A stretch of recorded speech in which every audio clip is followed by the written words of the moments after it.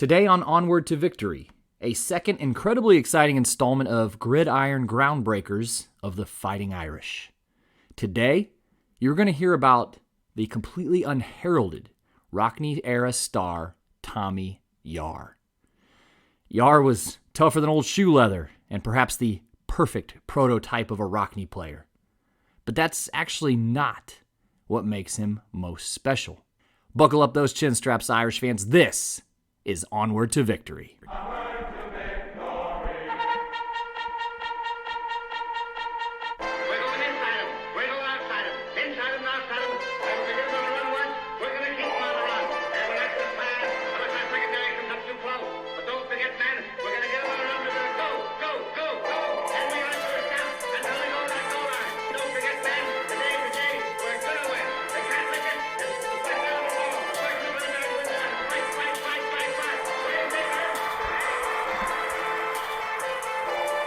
Hello, Irish fans, and welcome to Onward to Victory, a Notre Dame football podcast. My name is Alex Painter, and yes, sir, I am your host.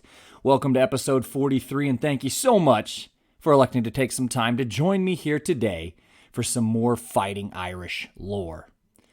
In 2021 alone, the show has had listeners from 41 states and 9 different countries, a unifying sign of the passionate Irish fan base. And again, I cannot thank you enough for spending a little bit of time here with me today. And as a quick friendly reminder, please like or subscribe to the show, however it is that you are listening. That way you can be alerted anytime a new episode is released. And just as some other quick show reminders, a slew of new merch is available, including t-shirts and coffee mugs. If you'd like to learn more about how to acquire the show merch, head over to the Facebook page at facebook.com/Onward to Victory Podcast, or email me at onwardtovictorypodcast@gmail.com. I'll send you a catalog of sorts. The shirts are really sharp, and I will be posting a photograph of myself wearing one of them if you want to see one before you buy one. They are only $20 each, which includes both shipping and taxes. So the proceeds will not only benefit the show, but also a soon-to-be-named nonprofit organization. So someone actually asked me recently, why would you do coffee mugs? I realize this may have been a bit of a Freudian slip, as I probably drink more coffee than any 2 people you know. But, however, go over to the page. They're really, really neat. So check them out. Or you can consider becoming a Consensus All-American. The good folks who donate to the show to keep it ad-free and growing. So head over to paypal.me/onwardtovictory for a one-time donation, or patreon.com/onwardtovictory for ongoing monthly donations. Any amount is incredibly appreciated. Speaking of, a heartfelt thank you to all the Consensus All-Americans, both past and present. And this episode is sponsored by my pal, Michael Finan of Rutherford, New Jersey. And just as another quick reminder, because, well, if you're not new around here, I try to keep the glass proverbially half full. And if you are new around here, I like to keep the glass proverbially half full. Just to give you a quick reminder, our favorite lads of the gridiron, the Fighting Irish, over the past 4 years between 2017 and 2020, have lost to a total of 6 college football programs. The list is Clemson, Georgia, Alabama, Michigan, Miami, and Stanford. And during that same span, Notre Dame has logged 43 victories, including 3 victories over teams that defeated them, like Clemson, Michigan, and Stanford. So I gotta say, not half bad. But now looking at the previous 4 years to that, 2013 through 2016, the program lost to 16 different teams, and not of the blue-blooded variety either. During this span, the program, which logged a 31-20 record, lost to programs such as Duke, Northwestern, North Carolina State, Navy, Arizona State, Stanford 3 times, the Pukes at USC twice. Anyway, I guess the point of this exercise is to shine a light on what has been a very successful run and a very prosperous era of Notre Dame football, and the fact that, again, we have been playing some very, very good game here the last couple seasons. All right, so episode 43, I suppose, serves as part 2 of a series that began production in February called Gridiron Groundbreakers of the Fighting Irish. Part 1 back in episode 39, was about Wayne Edmonds, who was not only a very good lineman for Notre Dame on some very memorable teams in the early 1950s, but he was also the first African American to win a monogram, or an athletic letter, from the Notre Dame football team. A trailblazer in any sense. And it was not a dramatic-free experience. So a shameless plug, it's a very strong episode. So go give it a listen if you'd like, right after this. All right, so buckle in because episode 43 is going to be about another trailblazer. About Tommy Yarr, who played center for Notre Dame from 1928 to 1931. He will be forever known as Knute Rockne's final center, for he was holding down the position when Rockne was killed in a plane crash in 1931. And he was outstanding. He served as team captain his senior year, so he was not only Rockne's final center, but he was also Coach Hunk Anderson's first captain, I suppose. But he was also the first player of Native American descent to play football at Notre Dame. Sadly, he, at least this is my humble opinion anyway, is long forgotten among the rich and deep annals of Fighting Irish football history. So I say let's begin to reclaim that today. Just so I'm clear, since genealogy can be incredibly complicated, there may have been others with trace native ancestry at Notre Dame before, and even possibly on the football team. Because, as I mentioned, genealogy can be very complicated, but Yarr is tabbed as the first Native American to play football at Notre Dame because he grew up in a distinctly native household. His mother and grandmother spoke their native language of Snohomish at home. His grandmother, Boda Strand, was a full-blooded native and was a respected basket maker among the Snohomish. And his mother, Josephine Strand Yarr, actually provided anthropologists with invaluable information about native songs, language, and West Coast native life to researchers at that time again. So very, very cool. But what is interesting is how Tommy and his biracial composition actually aided him at Notre Dame. So let's dig in a little bit here. So Thomas Cornelius Yarr was born on December 4th, 1908 in Chimacum, Washington, near the small town of DeBob, to mother, the aforementioned Josephine Strand Yarr, again the daughter of a full-blooded Snohomish native, and Thomas Yarr, who was an Irish immigrant. Imagine that. Tommy was the fifth of 6 children with 4 sisters and an older brother. Chimacum is located in Jefferson County in Washington State. Around the time of Yarr's birth, the population for the entire county was just under 9,000. Chimacum was and still is an unincorporated community on the Olympic Peninsula. The small town is a little over an hour's drive, in the modern day anyways, to Tacoma, Washington. So sadly, his mother, Josephine, died very suddenly of a heart attack in 1924 at age 52, when Tommy was just a teenager. And so his father would actually raise him. Much of Tommy's upbringing was spent on his family's dairy farm, where he worked endless hours to provide, again, for his family. The physical labor on the farm allowed Tommy to fill in his 5'11" frame with some bulk and sinew.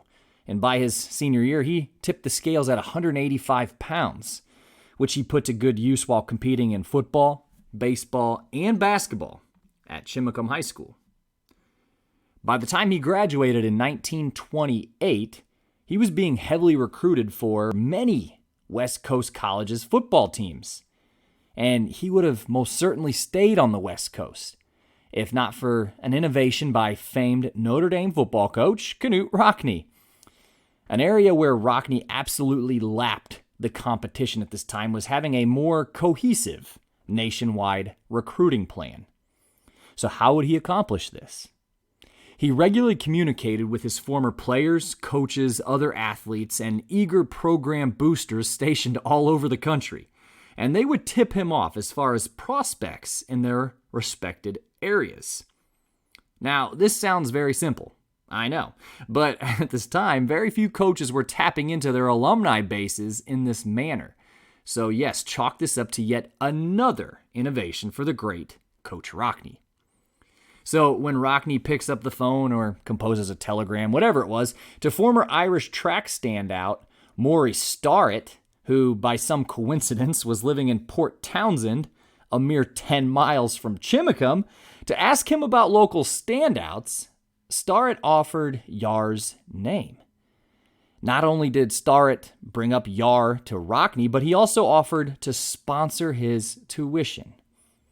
After learning more about Yarr, a tough-nosed, gritty, technically sound center, Rockne began recruiting the son of the Snohomish Indian and Irish immigrant.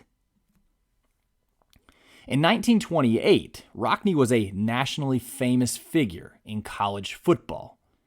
Needless to say, for a certain Tommy Yarr, for whom football was going to play a heavy role in his college decision-making process, he rebuffed all his other offers and leapt at the opportunity to play for Rockne, even though South Bend was over 2,200 miles away from Chimacum.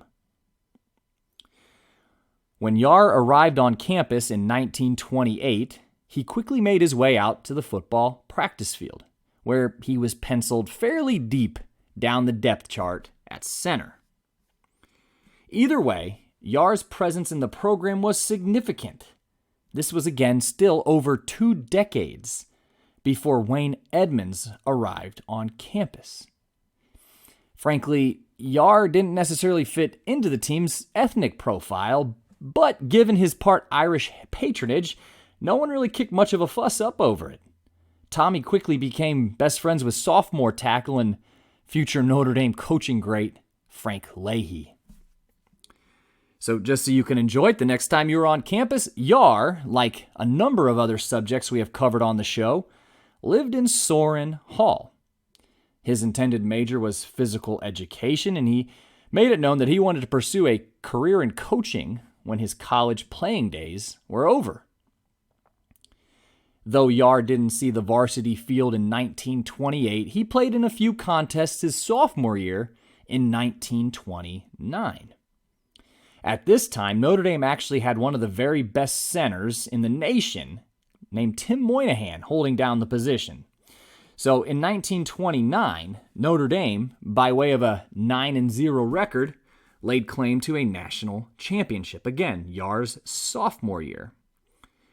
This was, of course, during the season where Notre Dame Stadium was being built, so the team actually played 9 road games in a sense, since their, quote, home games were played in Soldier Field in Chicago, Illinois, which is a very interesting season. But anyway, so 1929, Tommy's sophomore year, team wins a national championship. Unfortunately, Yarr came across many Notre Dame's purview that year for the first time when he snapped the ball over a running back's head during the Northwestern game, which was recovered by Northwestern for a touchdown. Even though the game was won by Notre Dame handily, it was personally mortifying for Yarr, and he actually felt like he had blown his chance to play ever again. But as the 1929 Football Review penned, quote, his well-balanced proportions of brain and brawn, coupled with his natural and developed ability, should put him on with the first string for the next 2 years. End quote. So even with the public error, so to speak, a later Football Review exclaimed that, quote, seldom does Rockne misjudge a player, or anyone else for that matter, and he knew that Tommy Yarr had the stuff that makes for greatness, end quote. And, that's exactly what happened. In 1930, Moynihan had moved on, and Yarr entered the 1930 season as the bona fide starting center. The 1930 team is one of the best Notre Dame teams as far as I'm concerned. At least, if not anything else, one of my favorites. We've actually touched on this team a bit in past episodes, most notably the episode about starting fullback and absolute show hero, Jumping Joe Savoldi, who of course scored the first Notre Dame touchdown in the brand new Notre Dame Stadium. So I want you to take that, put it in your back pocket, and save it for when that question comes up at trivia night at your local watering hole. You got this. But anyways, he was a wonderful human being who just lived one hell of a life. So check out the episode on Jumping Joe if you get a chance. But the 1930 team was actually pretty controversial during the time, and particularly among the Notre Dame faithful and the press corps covering the team. So if at this time, the vast majority of Notre Dame students, ergo members of the football team, were Catholic, mostly from, surprise, surprise, Irish, in addition to German backgrounds. Now, despite the prowess of the 1930 team, they were from many different backgrounds and ethnicities, which actually rubbed a lot of Irish fans the wrong way. For instance, quarterback Frankie Caradeo and fullback Sivaldi were Italian. They just kind of sound Italian, don't they? Halfbacks Marty Brill and Marchie Schwartz were Jewish. And of course, center Tommy Yarr was of native descent. So, no, and I'm not actually blowing smoke up your backsides here. According to Murray Sperber's Shake Down the Thunder, which is still a leading source of information and insights of the history of Notre Dame football at this time, he shares a quote from a Notre Dame alum of the time. Quote, "This backfield should be more famous than the Four Horsemen. Even Rock said they were better. But the press would only go so far with a fighting Irish backfield consisting of 2 Wops and 2 Hebes. Also, the Italian and Jewish gangsters of New York and Chicago loved them, and this embarrassed the priests." End quote. Even Yarr caught some interesting descriptions by the local press. In a profile by the South Bend News-Times, and trying to make sense of his native and Irish identity, well, first they wrote that Yarr was in fact Cherokee, which of course he was Snohomish, but it was written that Yarr, quote, had plenty of fight, courage, and the ability to make friends. But it seemed that there was something else, a more impelling power behind him. The write-up continues. Sure it was. He possessed the wit of an Irishman. An Irishman, yes, for it was soon discovered that Mr. Yarr, father of the now famous Tommy, was born and raised in Dublin, Ireland. End quote. So obviously it's fairly clear that the writer is establishing and employing a racial hierarchy of some kind.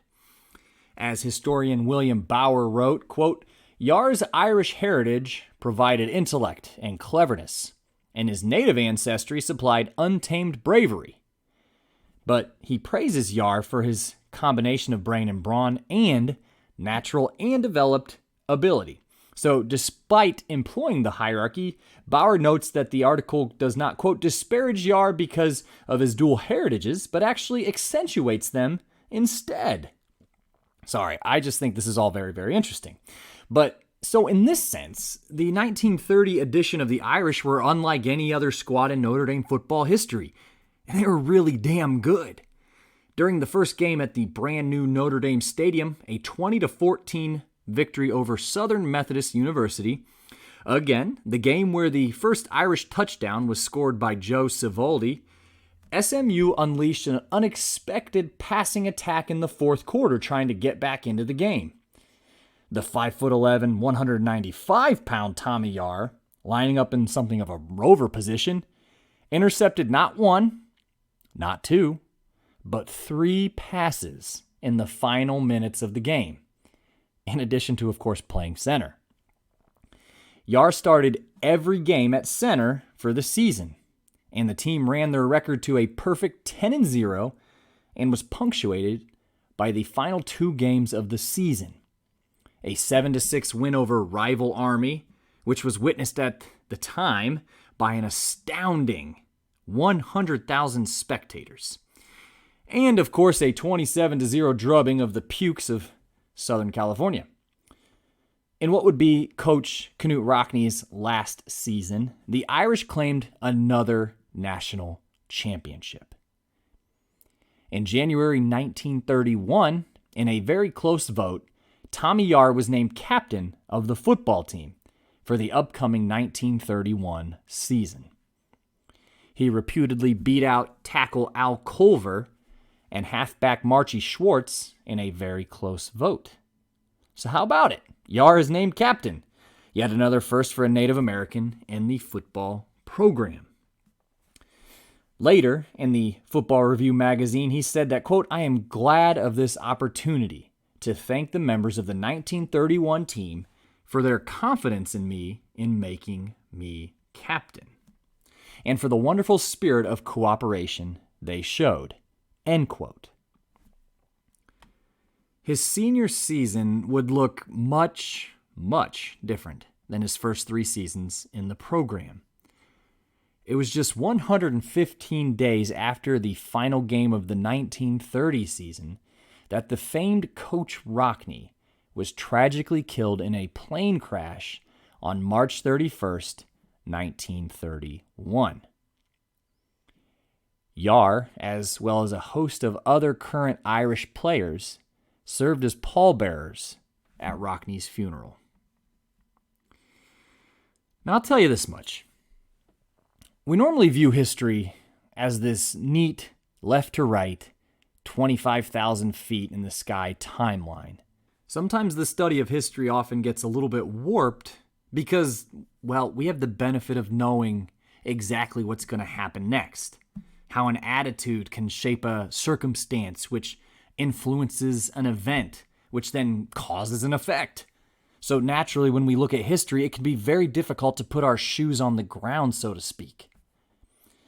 And I know some of you have read Jeff Harrell's Rockne of Ages.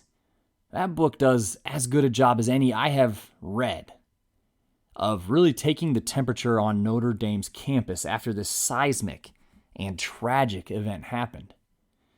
I mean, when you think about it, Rock had arrived on campus as a student in 1910 when he was 22 years old.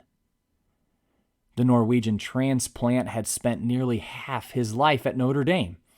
For those on campus, it was probably legitimately frightening thinking about how their close-knit community would survive without Rock in it. How would the football program survive? Think about it this way.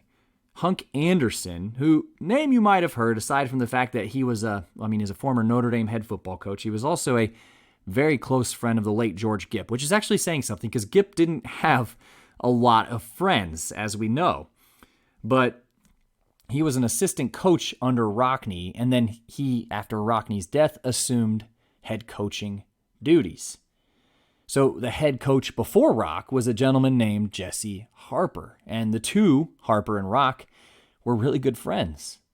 Harper, because he happened to live somewhat nearby Rockne's plane crash site, was actually called in to identify Rockne's body in what is just a really interesting twist.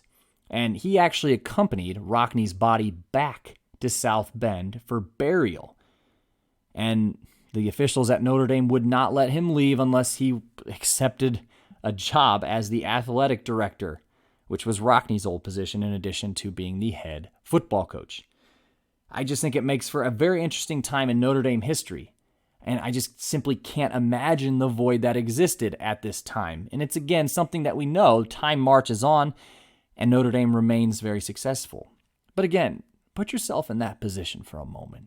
And just think about how Tommy Yarr, his mates, the entire Notre Dame campus, and really college football. I mean, talk about, again, just a seismic event. So it was Tommy Yarr who was destined to lead the first team as captain without Rockne's physical presence in 2 decades.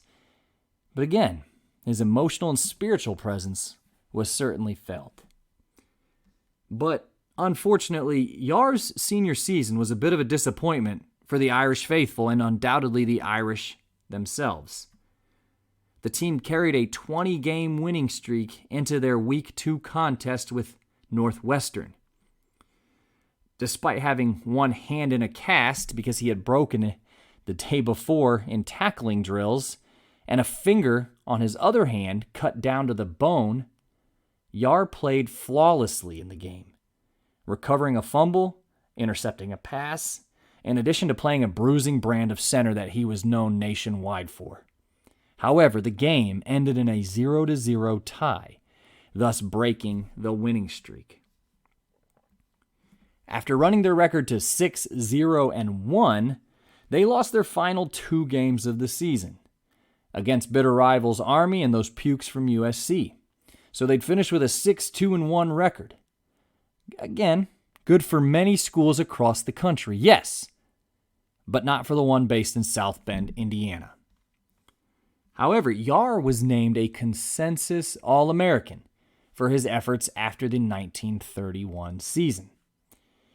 The Notre Dame Review penned after the season that, quote, "They don't make men like Tommy every day. Let him know Notre Dame appreciates him and loves him. He won't be forgotten as long as people meet to talk football and to reminisce," end quote. In February of 1932, Tommy married a woman named Rosemary Killen, who was a Chicago native. And wouldn't you know it, according to a 1941 issue of the South Bend Tribune, Frank Leahy stood next to him as his best man during the proceedings. Yarr served as an assistant coach for the Irish under Hunk Anderson during the 1932 season, a season which saw the team finish a 7-2 record. In August of 1933, it was announced that Yarr had signed with the Chicago Cardinals of the National Football League. So yes, an early NFL franchise. However, it was a tough season for Yarr and the Cardinals. They logged a 1-9-1 record. Yarr's playing time actually fluctuated a bit since he was sharing the center position once again with former Irish teammate Tim Moynihan. So how about that? Just another interesting twist in history. But after that point, Yarr had enough of playing. And he actually then signed on to coach the John Carroll University football team, which he did in 1934 and 1935. John Carroll, just in case anyone is otherwise unaware, is located in Cleveland, Ohio. Keep in mind, at this point, Yarr wouldn't even turn 26 until his first season as head coach. So you have a 25-year-old collegiate head coach. I know college football was different then in the mid-1930s, but yes, folks, that was still a very young football coach. This probably also makes him one of the earliest Native American college football coaches. While that is a bit of a broad assumption, I'm sure that has to be in the realm of fact. I know Jim Thorpe coached a lot of pro teams, but I believe he may have spent a season as a coach at IU.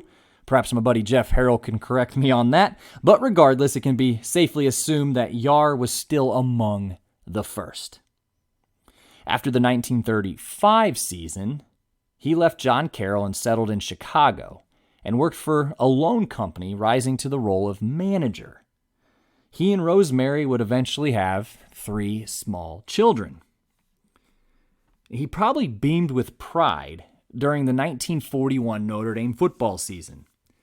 Well, first, the team posted an 8-0-1 record, but it was his good pal, Frank Leahy, who was now the head coach. Though the team didn't bring home a national championship that year, they did finish number 3 in the final polls. He really wouldn't have much time to celebrate, though. On Christmas Eve, 1941, while working in his office at the loan company, Tommy Yarr suffered a fatal heart attack. He was only 33 years old.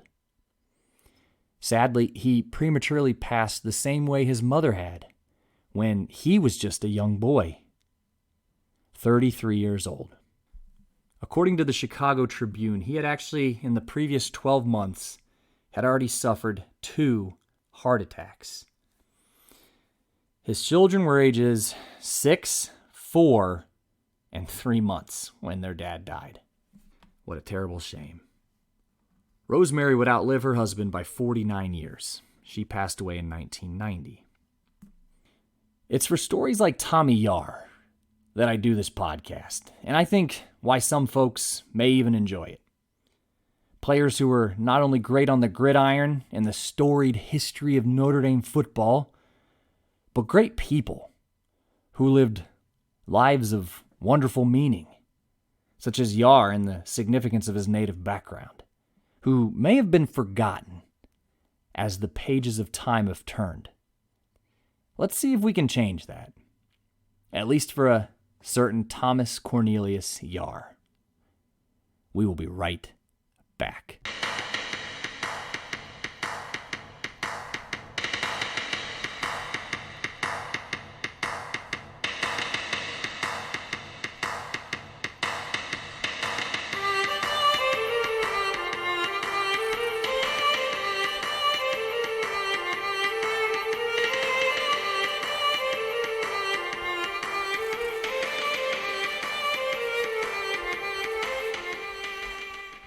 All right, well, I hope everybody enjoyed that little piece of Irish lore about the great Tommy Yarr, part 2 of our Gridiron Groundbreakers of the Fighting Irish, episode 43. So as I'm looking over my show notes here, I realized I forgot to mention something kind of important. It was in February of 1987, which, by the way, a great year, the year I was born, actually about 3 months before I was born.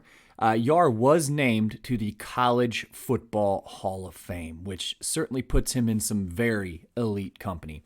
Now, of course, in order to be elected or inducted into the College Football Hall of Fame, you must have been a first-team All-American, which, of course, excludes a lot of really great players throughout college football history. And we had this discussion during the Joe Montana episode last year, where, especially when the museum was in South Bend, Joe Montana had a number of artifacts in it, but he himself is not a member of the College Football Hall of Fame, and that is because he was never named a first-team All-American. However, Tommy Yarr was, and so he was inducted in 1987, so about 46 years after his death. But hey, never too late to recognize an all-time great. So just quickly, for sources and citing and all of that, if you are interested in learning more about Tommy Yarr, the bulk of the information that I used for this particular episode, of course, came from the Notre Dame Football Review, which those are all online. If you're ever interested in perusing them, they're incredibly interesting and they're really easy to find on Notre Dame's website. So you can see the football reviews as well as the school newspaper, and that's primarily what I use for this show. However, a gentleman by the name of C. Richard King wrote perhaps the most substantive account of Tommy's life in his book that is called Native Athletes in Sport and Society. So it was published back in 2005. So if you're just interested in learning a little bit more or seeing a little bit more of where I got this information from, feel free to visit the Notre Dame Digital Archives or the Digital Collection, as well as Native Athletes in Sport and Society by C. Richard King. Thank you all for joining me today. This has been a great episode. It was incredibly rewarding, and it was a lot of fun to put together. This is a guy that I had no idea, or very little idea existed, much less kind of the significance of his presence in the Notre Dame football program. So I do want to thank all of you for electing to take some time to join me today, and hopefully that was enlightening, compelling, interesting, all the above. So again, don't forget, head over to the Facebook page at facebook.com/Onward to Victory podcast. I'm actually doing something this week, profiling each and every one of Notre Dame's 9 NFL draft picks. So jump over to the Facebook page, like and follow. That's where most of the show's updates are funneled through. But again, this week, if you're a Cleveland Browns fan like myself, you're kind of riding on cloud 9 because none other than Jeremiah Owusu-Koramoah, our Butkus Award-winning linebacker, was selected by the Cleveland Browns, second round, number 52 overall.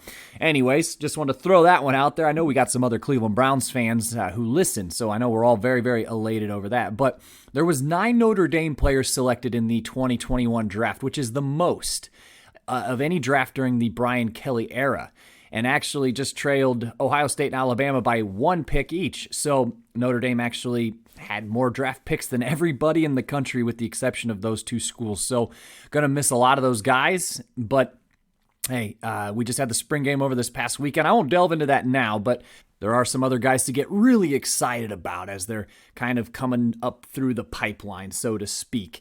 But anyway, so again, like and follow the Facebook page. or, like and subscribe to the podcast, however you listen to. That way you're alerted to all the newest episodes. Hey, again, mentioned this at the top of the show. I got new shirts, and I appreciate everybody who's bought a shirt. I know I've sold several so far, and again, all the proceeds go to support the show. And as well as we're going to do a little bit of a donation to a nonprofit organization somewhere. That's yet to be seen, but you'll know. So if you're interested, please reach out to me at onwardtovictorypodcast@gmail.com or jump over to the Facebook page and send me a message. I'll send you a catalog and we can handle all the payment stuff and all that. But again, if you want to help spread the word about the show while also helping a good cause, again, consider buying one of the shirts or perhaps one of the coffee mugs, whatever you would like to do. So thank you.